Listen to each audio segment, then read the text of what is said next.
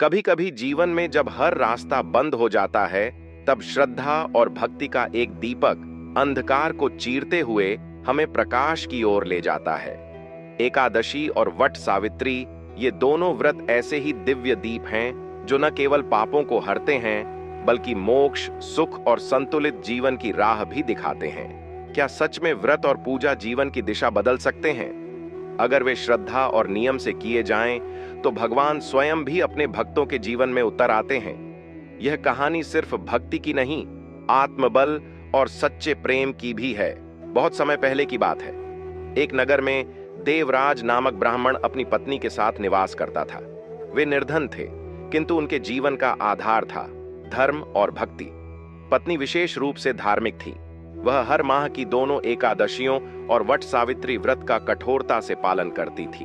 वह कहती, एकादशी आत्मा की शुद्धि के लिए है और वट सावित्री विवाह के बंधन को मजबूत करने के लिए। हर साल ज्येष्ठ मास की अमावस्या को वह वट सावित्री व्रत रखती, वट वृक्ष के नीचे बैठकर सावित्री की तरह अपने पति की दीर्घायु की प्रार्थना करती। यह व्रत न केवल प्रेम और त्याग का प्रतीक था, बल्कि उस नारी शक्ति का सम्मान भी जो अपने जीवन साथी के लिए मृत्यु को भी चुनौती देने को तैयार रहती है। इसी बीच एक दिन देवराज किसी व्यापारिक कार्यवश दूर गांव चला गया।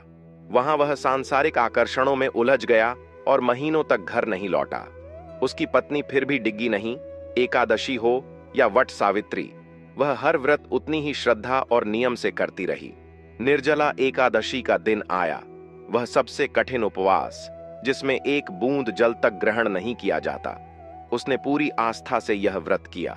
रात्रि में प्रभु का स्मरण करते करते उसकी आंखों से अश्रुधारा बहने लगी।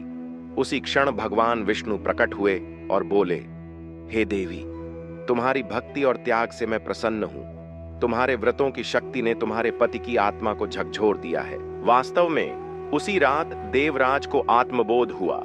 उसे अपने कर्मों पर ग्लानि हुई। अगली सुबह वह घर लौटा और अपनी पत्नी से क्षमा मांगी।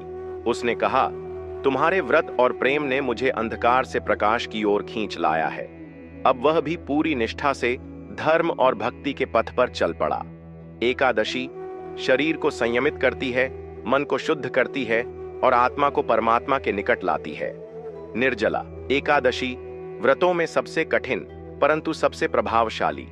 यह दिखाता है कि अगर मन में संकल्प हो तो जल के बिना भी व्यक्ति प्रभु का स्मरण कर सकता है। वट सावित्री व्रत यह केवल पति की लंबी उम्र के लिए नहीं, बल्कि यह स्त्री के संकल्प, प्रेम और त्याग का प्रतीक है। सावित्री ने यमराज से अपने पति का प्राण वापस लिया। यह दर्शाता है कि सच्ची नारी शक्ति क्या कर सकती है।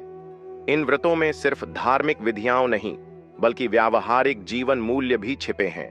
रिश्तों को निभाने का धैर्य, धर्म के मार्ग पर अडिग रहने की प्रेरणा, मोह माया से ऊपर उठने की समझ। व्रत रखते समय केवल भूखे न रहें, बल्कि अशुद्ध विचारों से भी दूर रहें। एकादशी पर तुलसी जी की पूजा करें और जल अर्पण करें। जीवन में सकारात्मक ऊर्जा बनी रहती है।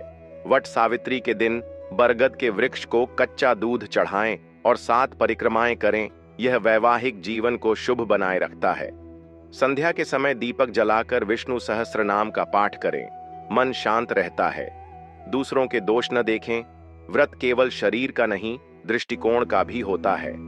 भक्ति में वो शक्ति है जो मृत्यु को भी पराजित कर दे।